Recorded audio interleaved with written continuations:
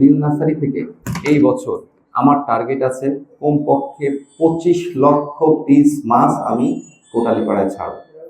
যদি আপনারা শুধুমাত্র চায়না জালের ব্যবহারটা ঠেকায় রাখতে পারেন, আমার বিশ্বাস যে আগামী আগস্ট সেপ্টেম্বর নাগাদ কোটালীপাড়ায় বিলে যেখানেই আপনি হাত দিবেন আপনি মাছ পাবেন। সে ব্যবস্থাটা আমি ইনশাল্লাহ করব, যদি আপনারা আমাকে একটু সহযোগিতা করেন। সেই সাথে আমরা এই প্রকল্প থেকে কয়েকদিন আগে 120 জনকে গরু দিয়েছি, আপনারা জানেন। তবে গরু নিয়ে কিছুটা ভুল বোঝাবুঝি আছে।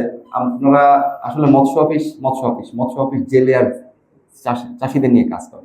তো আমার কাছে এসে অনেকে বলে যে অমুক অনেক গরিব মানুষ, ঠিক আছে, কিন্তু আমার অধিকাংশ ক্ষেত্রেই বেশ কিছু ক্ষেত্রেই যারা আইডি কার্ডধারী জেলে আইডি কার্ড আছে, তাদের বাইরে আমাকে সহযোগিতা করা আমার জন্য প্রায় অসম্ভব। এবার একটুখানি তার পিছনে ব্যাকগ্রাউন্ড বলি, সেটা হচ্ছে 15 বছর ধরে একটা নির্দিষ্ট দল ক্ষমতায় আছে, আমরা সবাই জানি, ঠিক আছে। এরকম অনেক অজুহাতে অনেক দরিদ্র মৎস্যজীবী, প্রকৃত মৎস্যজীবী কিন্তু তারা কার্ড পায়নি, এদের সংখ্যা একদম কম না। আবার এমনও আছে যে আমার যে 3898 জন জেলে আছে, এর ভিতরে সবাই প্রকৃত মৎস্যজীবী না, অনেক ভুয়া লোক আছে। যেমন ধরেন আপনার এই যে আড়তদার যারা আছে, কিংবা পশ্চিম পাড় মোড়ে যারা মাছ বিক্রি করে, এরা তো মাছ বিক্রেতা, এরা তো জেলে না। জেলে কারা?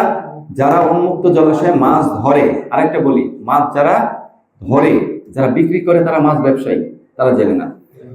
আমি এই বছর মানে সামনের অর্থ বছরের প্রথম থেকে একটি কাজ করব, সেটা হচ্ছে আমি সমস্ত জনপ্রতিনিধি, রাজনৈতিক ব্যক্তিবর্গ সবার কাছে আমি নোটিশ আকারে পৌঁছায় দেব, তালিকা সহ প্রত্যেকটা ইউনিয়নের যারা ভুয়া আছে তাদের মার্কিং হবে এবং তদন্ত সাপেক্ষে তাদের কার্ড বাতিল হবে।